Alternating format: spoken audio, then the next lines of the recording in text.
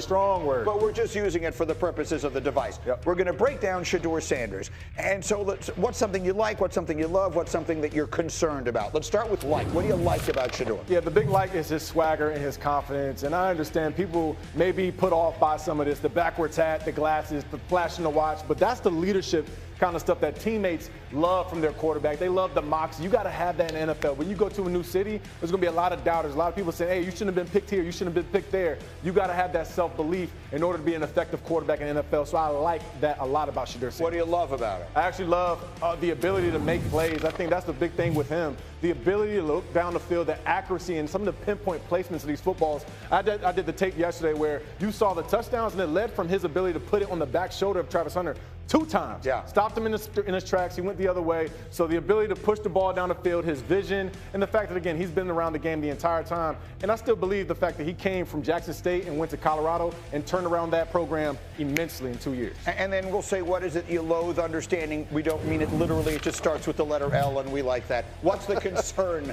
about him? Yeah, at times he will hold on to the football too much. And, again, that goes with the confidence. So you can't make these types of plays in the pros. A lot of times offensive coordinators will go into the mic and say, hey, man, I'm going to give you a shot here, but just take care of me on the throw. Now, if the play's not there, you hit your check down or you just take off and run. A few times when I watched Shedeur's tape, he's trying to make too much happen. That's the confidence, but in the league, you cannot do that because those end up being sack fumbles. Other teams get touchdowns and they get extra possessions. Okay, so there's so much there. Look, the entire draft, I know that we've talked a lot about him, but the reality is so much of what is about to happen next Thursday and I guess into Friday will hinge on what winds up happening with Shedeur Sanders. Let me dive ahead to something I had promised, because the Pittsburgh Steelers are a team that is between a rock and a hard place, and the rock is Aaron Rodgers, right? I mean, at some point, we're now a week away from the draft. We keep thinking, well, he's got to make a decision. He's got to make a decision. He hasn't yet, and he's him. So he doesn't have to do anything. What are the Steelers thinking with regards to that, and how does it impact what happens next week? Well, you say the draft is next week, and I would say before the draft even begins, the Steelers start their offseason workout program next week, in the early part of the week. And so if Aaron Rodgers is going to play in Pittsburgh with new teammates, new coaches, new playbook, new city, wouldn't you think that you would want to be there for the start of the off-season program? I always felt like with the off-season program starting next week, with the draft on Thursday night, that would be a very natural time for the quarterback to ultimately make a decision. But here we are, Thursday morning, 9:51 a.m. Eastern time, and he still has not given them an answer as to what he's going to do, which tells you, look, we can't speak for Aaron Rodgers, but clearly there's some reservation he has about signing with the Steelers. Otherwise, he would have done it by now. And the ironic part, Green, about what Adam's saying is, what do we hear Mike Tomlin always say? We want volunteers, not hostages, right? Like, we want people that want to be Pittsburgh Steelers. And if I'm Aaron Rodgers and I want one more chance, like, you have a Hall of Fame coach, they just got DK Metcalf, like, what are you waiting for? To me, it must be Minnesota. Does he think in the back of his mind, do I maybe have a chance to go there?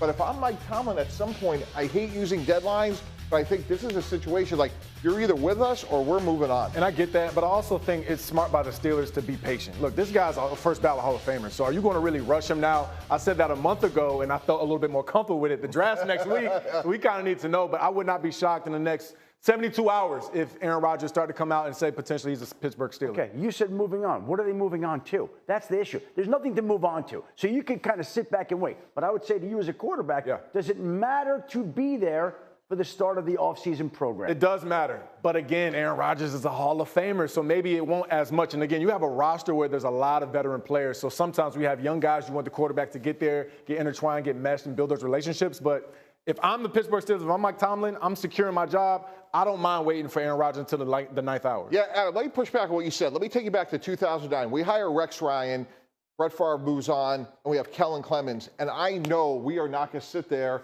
at 17 to draft a quarterback. We are going to go up and get him. And I got to think the Steelers have a similar mindset. We are not going to, on opening day with Mason Rudolph, we are going up for fill in the blank.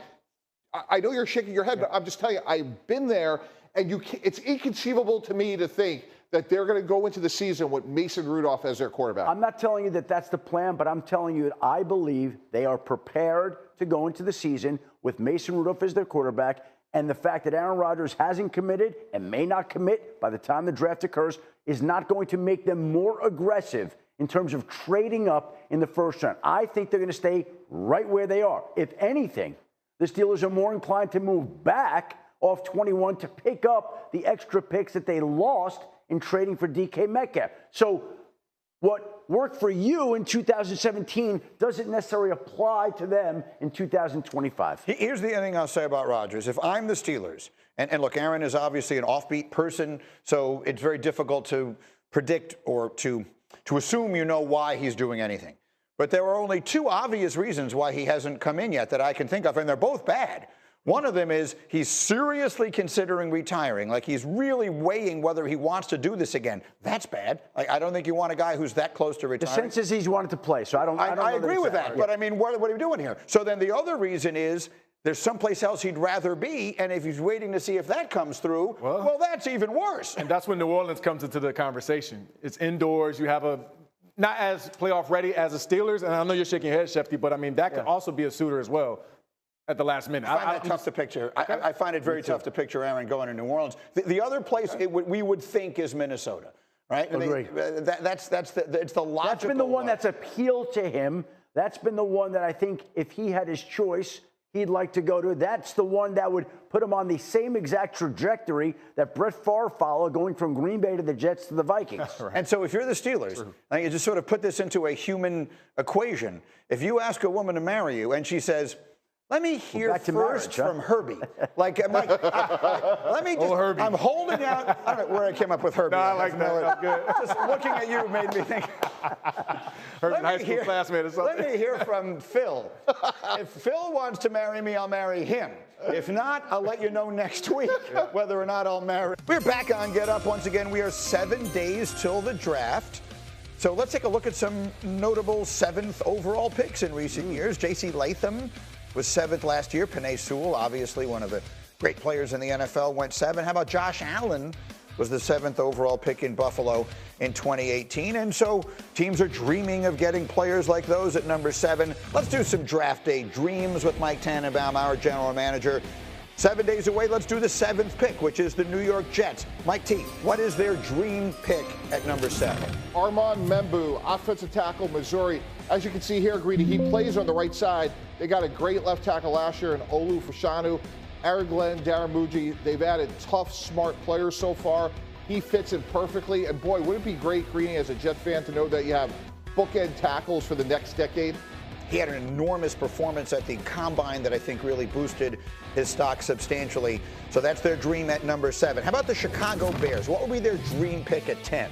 Mason Graham, defensive tackle, Michigan. It's more of a pipe dream. I can't imagine Mason Graham be there at 10, but since it's a dream, I think you see the former wrestler in his play all the time. And if you're the Bears, they did a great job of addressing their offensive line. They need interior pass rush. This would be ideal, although very doubtful. Yeah, most of the mocks I've seen have Jacksonville taking him at number 5. And then finally, Mike T, the Rams are down there at 26. What would be their dream pick? Jackson Dart, quarterback, Ole Miss. We just heard EJ talk about how good he is. Matt Stafford, the last couple of years, has been year to year with the Rams, a very smart, proactive organization. Knowing Stafford's much closer to the end, Greeny, go get your quarterback of the future. Let him sit for a year. A really interesting spot because I could see the Rams choosing their quarterback of the future, or I could see them trading out of that spot if there's a team that wants to come up and get theirs. Yeah.